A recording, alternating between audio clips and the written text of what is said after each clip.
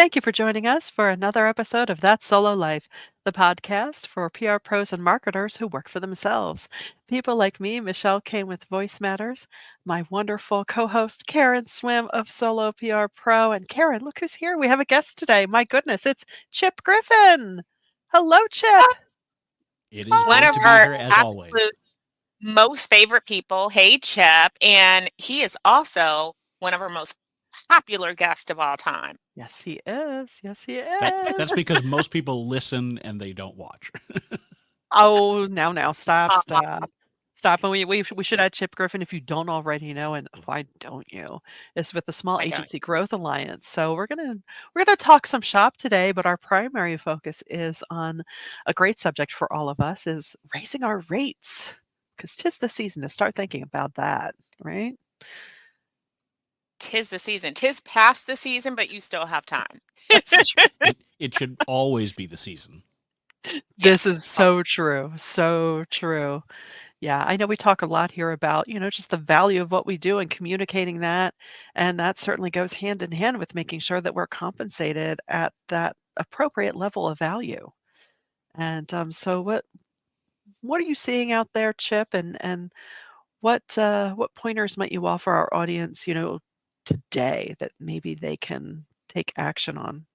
Sure. I mean, I think that the reality is, and this doesn't come as a surprise, I know to the two of you and probably to most listeners, most solos and small agencies undercharge their clients Mm, fairly substantially. They yeah. undervalue the work that they're doing, and they're afraid to ask for their true value from their prospects and clients. So whenever I'm asked, should I raise my rates? Are my rates high enough? Before I even get any data points from them, I pretty much always say, yeah, just go ahead and raise your rates, because Mhm. chances are 99% of you are not charging as much as you could or should. And so, that's the starting premise is you should be raising your rates. But then how do you do that? Because there's a lot of Right. bad ways to do it, and there are some good ways as well. And I think that, we need to think about how we go about doing it, because we don't want to, alienate our clients. We don't want to tick them off. We don't want to lose business because we're raising our rates. And so, we don't want to be like a lot of those vendors out there in our own space, in fact, that come in and say, we're doubling your rates this year. Good luck. Yeah. You really need to think about how you do it, how you communicate it, and how big an increase you go for at any one time. And it's always easier. And I agree with you, Chip. We've been doing Solo PR Pro for more than a decade now, nearing 2 decades, believe it or not. Wow. And my answer is always the same as well. It's like, am I charging enough? No, because we have found through surveys that solos grossly undercharge their services. So, I think there's two things. One, it's raising your rates moving forward, which means all new clients should get a new rate and you should go substantially higher because you think you can't, but you can. But some of the discussions today around, hey, I have these clients right now. How do I raise rates for my current clients? And I think this is probably a popular question this year in particular because we've all been hit with inflation. We've all seen these huge rate increases from every tool that we use. Throughout our entire life, everything we touch has a price increase. So people are like, hey, I really need more budget. And so, it's easy to raise rates for new clients because they don't know what you charged before. So, and this also is a great time when you're raising for new clients to really think about the value that you offer, how you sell your services, and the people that you target. Because I also feel like solos sometimes forget that there is no reason that you cannot think of yourself as an agency. You are. And many, many, many big companies seek out smaller agencies because they want that intimacy. They want streamlined services. Nothing against big agencies, but there's a place for us all, and it doesn't mean small agency, small dollars. So you need to get Right. away from that line of thinking. Yeah, absolutely. And look, if you need to first of all start with your new clients and charge them more. Because if you're not comfortable charging new clients more, then don't even bother trying to charge your current clients more. Because if you can't get comfortable with someone who didn't know what your rates were initially, it's going to be a real struggle to communicate that to your existing client bases. And it's a great opportunity to test things, because you can try out your new pricing model. And it doesn't have to be just more per hour. You can structure things differently, whatever. Try different things with those prospects and see what works, take valuable feedback. And then once you've done that successfully, now you can start applying that to your existing clients. But to your point, one of the things you need to be thinking about is what is your value and how much are you looking to make? And frankly, I think that this is where a lot of solos fall down, because if you're a solo, you need to sit down and say, okay, look, if I want to make $125,000 a year, then I need to be charging the equivalent of at least $125 per hour, bare minimum. If you're not Yeah. charging at least $125 per hour, chances are, as a solo, you will not make $125,000 to yourself. And so that's just a good rule of thumb, easy way to start and figure out, are you even in the ballpark? So if not, then you need to either figure out, how do I charge more? How do I go to different client bases? Who are you targeting? The things that you raised, Karen. And we're going to get into some of the mechanics, but here's, one tip. Stop thinking like an employee. I Mhm. find that people approach, rate increases like a salary increase. Like, I'm asking my boss for a raise. You are not an employee, you are a business owner. And they do this also with their expenses. So you have these expenses that are inherent in you doing business, your PR tech stack, for example. And you treat your expenses like an expense report. So you're not marking up or adding in anything additional to cover potential increases into building that into your whole rate structure, because you're treating it like, oh, my employer is going to reimburse me through for my rate through this. Well, that's kind of not how a business thinks. Do you think that your painter is charging you at cost for the paint? No, because there's other things involved. You have to cover your overhead and your expenses. And, we used to say that, oh, the overhead's almost covered because, solos keep things low, but that's not true. We are using the same tools that agencies are using, and you need to be reimbursed for those tools because you're not personal stuff. This is a business expense. So account for that. Stop treating yourself like you're an employee. You're not going with your, hat in your hand going, oh, dear boss, please recognize that I did a great job this year and give me, that 2% raise. No. Yeah, absolutely. And look, I mean, I think to that same point, you're not an employee. Don't do these nickel and dime price increases on clients. Yeah. One of the things I hate most are people who tell me, "Oh, I'm covered because I've got a cola increase in my contract with clients. So every year we go up by 2.5, 3% or whatever." That's ridiculous. Again, you're not an employee, so a 3% salary increase, generally it's not going to cut it anyway. But secondly, with a client, you're just irritating them for no good reason. If you're going to raise your clients' prices, raise it a significant amount so you feel the difference. I mean, if you raise it 3% and you're making a couple hundred extra bucks a month, is that really worth it to you? I mean, the problems that you run into with clients are like, well, we got to get this approved by someone else. I know it was in the original contract, but finance isn't going to let me do it. We forgot to put it in the budget, whatever. So if you're going to ask for a price increase for existing clients, make it meaningful. Yeah. Yeah. I That's so love true. that. Yeah. And and I love what you said when you said make $125,000 for yourself, because you have to factor in, what's my tax rate? What are all, what do I want to keep alongside all of, like you said, Karen, my overhead? What you pay people. I mean, and Yeah. and let's face it, you might be working 40, 50 hours a week, but you're not working 40 to 50 billable hours a week. That Right. is just lies and falsehood. And so you need to account for that as well. You still need to, which is why I don't like hourly pricing. I Mhm. am not a fan. I know some people do. Some of you work in structures where the hourly is what they want from you. So be smart about your hourly Yeah. pricing. And but I prefer value-based pricing. I prefer basing the pricing on the value of the services that I'm offering, my expertise, my specialized skill sets.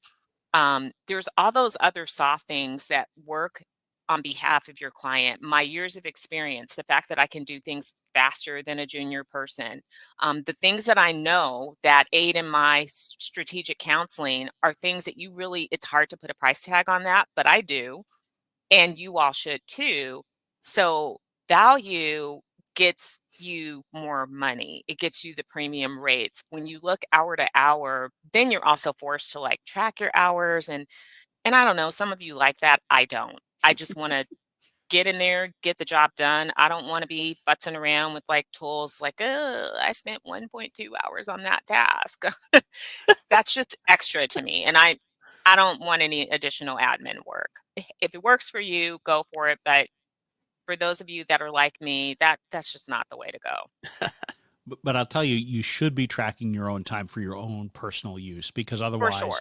For you sure. don't really know if the work that Yeah, you're doing is Yes. profitable. And so while I true. agree with you Yeah. that in general, I would try to avoid charging a client hourly rates, you should know what your effective hourly rate is for the work that you're doing. And I think your point that people are not, even if you're working 40 or 50 hours a week, that's not billable time in any form. That's something that a lot of people forget. And so they set an hourly rate and they say, okay, well, I've got, $100 an hour. So that means that's like $200,000 for me because I work 2,000 hours. No, no, because the max most solos are going to work is about 1,000 billable hours per Mm, year once you factor in all of the other things that come into the mix. And so you need to be thoughtful about that and understand that a lot of your work time is not really being directly compensated. And so that needs to be accounted for in a higher hourly effective rate or effective hourly rate. right. Completely agree.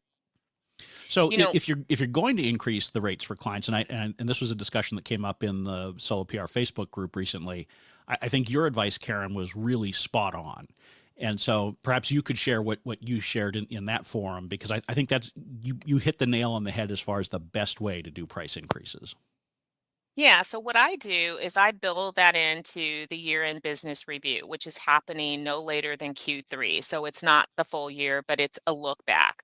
And so you're hitting on in that business review, you're looking at what went well, what didn't go so well, because you need to be honest about that. You want to look at your wins, your losses, you want to look at areas for improvement, and then you want to make recommendations for your PR program for the coming year.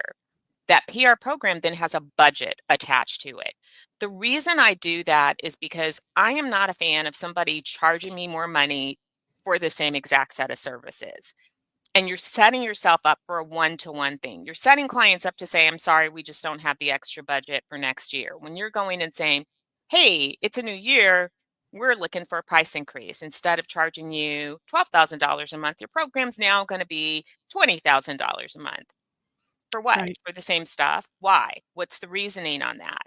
But when you are thoughtfully working through, hey, here are the things that we did, here's the impact that it had to your revenue stream, to the goals that we set, to the KPIs. Here's where we can really make some additional inroads next year. Here's some areas that we see for improvement. Here's how we want to structure the program next year to build on our success. And here's the budget for that. You're now giving them something brand new to actually look at. And so now they're thinking of that particular program and the price of that. That's a much better way to proceed. And I have found that you always get an increase that way. It is a built in increase. And it also gives you your framework and structure for planning for the coming year. I love that. I love how, it solves for so many things, right? And it allows you to both end the year with the notion or just the knowledge that, okay, we can hit the ground running in the new year. Yeah, I mean, I love it for three reasons. The first is that it puts you in that strategic driver's seat in the relationship. And one of the Yeah. leading reasons that clients give, perhaps second to budget, for canceling client or agency engagements or solo engagements is because the relationship got stale. You stopped giving me new ideas. You were just on autopilot. And so your approach takes you off of autopilot and says, look, let's look at this past year and now let's look ahead and come up with a brand new plan. So you've put yourself in the strategic driver's seat.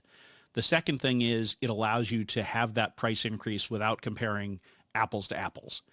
And so anytime you can take that out of the equation, you get out of the stupid discussion of, well, did your costs really go up by 11%? Should it really be an 11% increase? Or, well, I mean, it's a silly place to be. But the third reason that I think it's useful is because it allows you to disencumber yourself from all sorts of useless things the longer a client engagement goes on, the more useless things we continue to do for them because we agreed to start doing it 3 years ago.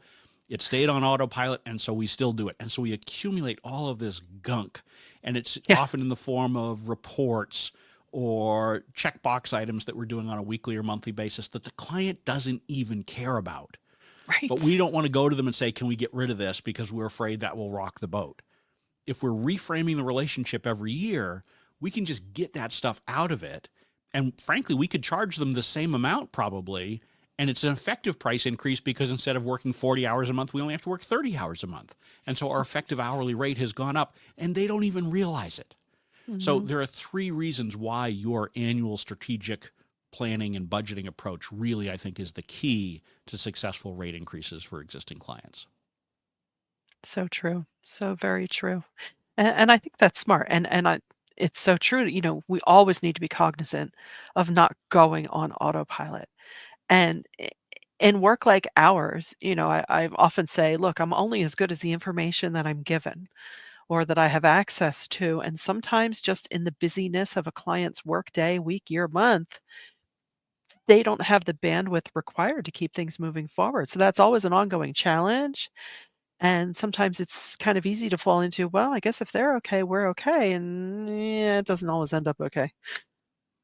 Absolutely. And I think the key to all of this is having clear lines of communication with your client. Mhm. Mhm. So, I've seen a lot of bad ways that agencies and solos raise prices. The first obviously we talked about was the fixed COLA increase every year. But some of the others are giving too short a notice and just saying Mhm. my rates are going up starting next month. You've got to give your clients time to plan because they need to include it in their budgets. And so simply announcing it, first of all, simply announcing it to an existing client isn't really good. It needs to be No. more of a dialogue anyway. But to the extent that, let's say that you do bill hourly and you just say, okay, this is my new effective hourly rate, you got to let them know months in advance so that they can build that in to their own proposals. You also need to avoid just blindsiding people Right. and telling them this is just what's happening. It needs to be that discussion so that they Yeah. feel like this is a partnership still. If it feels like you're a vendor, they'll treat you like a vendor, and you don't want to be a Mhm. vendor. I don't know any solo or agency that wants to be a vendor.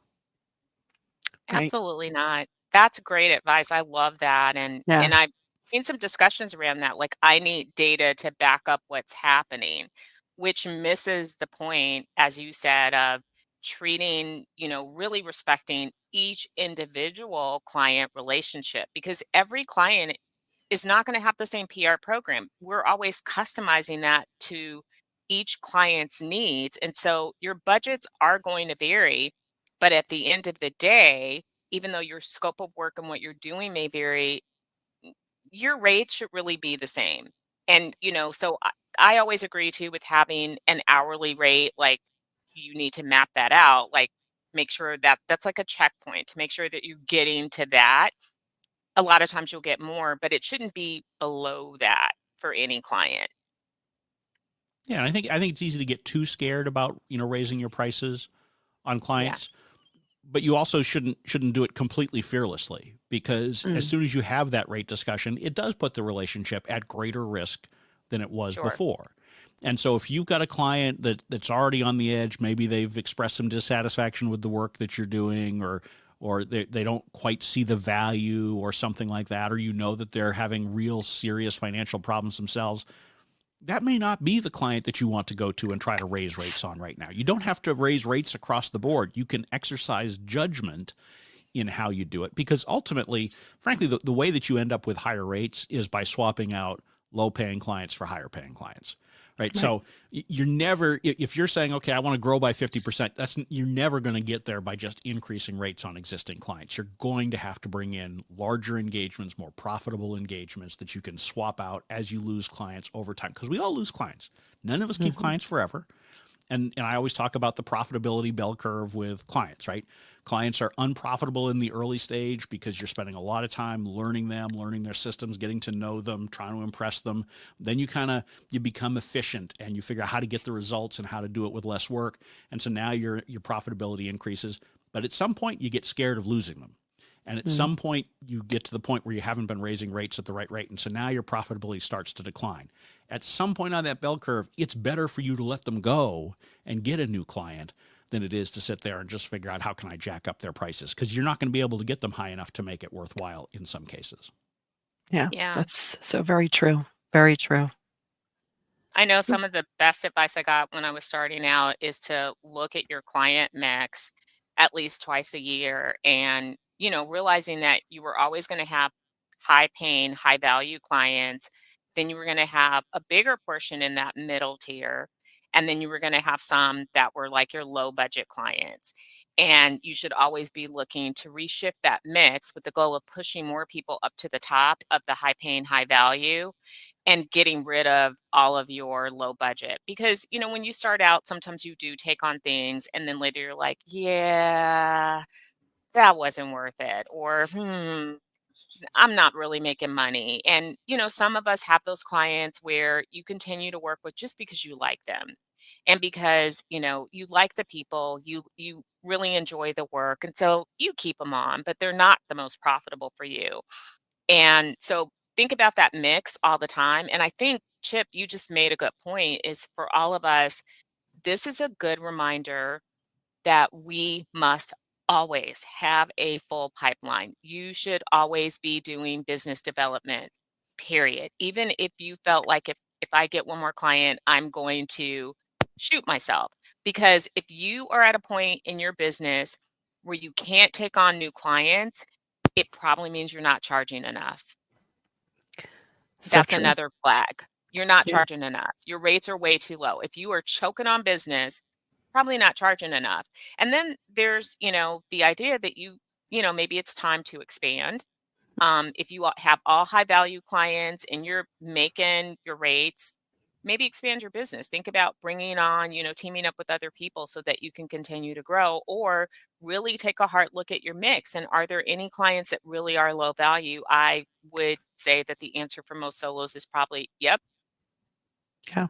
And keeping in mind too, sometimes those lower budget clients are the most labor intensive, and that has an impact on both you and your business in the long term. Yeah, you cannot convince the cheapies to raise their rates. You just No. can't. I don't care what programs you present, they're never going to want it. These are your budget shoppers. They shop at dollar store and you can't convince them to pay Nordstrom prices. Yeah. Not going to happen. Yeah, no, that's a great point, and I think it's so important to be when you're thinking about your rates. You need to remember that what matters is not how much you charge; it's how much you profit. And Mhm. so, Yeah. even when you're a solo, even if you're not contracting any of the work out, you need to think about that effective hourly rate that you have, because that is, in essence, your profit. And Mhm. so, oftentimes, to your point, Karen, about the small, medium, and large clients, it's the medium sized ones that are actually the most profitable, because the small Hmm. ones are cheap, and so whatever you do, you can't make them happy, and so it's going to be work. At the high end, you get so scared of losing them because they're 20, Mm. 25, 30% of your revenue that you bend over backwards to make them happy. Even if they don't ask for the work, you spend a little bit extra time on it, polishing it, making it just so. And so it's those middle clients that are often the most profitable. And so you need, as you're setting your rates and you're increasing your rates, you need to think about the money that you're actually putting in your pocket, because that matters far more than what you're charging them or what your total revenue looks like or any of those kinds of vanity metrics that we often think about. So, so true. Oh, Chip is bringing the wisdom today. Always. Giving us so, so much to think about, which is good. And we do need to think about this, not to let it plague you every day, but we definitely need to keep this top of mind as we continue to grow our business and consider the clients that we want to work with and the kind of work that we want to do. That's right. It's a business and it's Absolutely. our job, and we've Yeah. got to be smart about it. Yeah, we shouldn't be afraid to discuss these topics. And by the Right. way, if it's third quarter and you're suddenly shocked that you might be losing a client, that's not great either. I I feel like that's probably not true. You know it, you just are paralyzed by it, and Yeah. you haven't been able to take action to either fix it or really start the hunt to replace the business. It's like people wait until a business goes out of business or they get a layoff. They know it's coming. You know.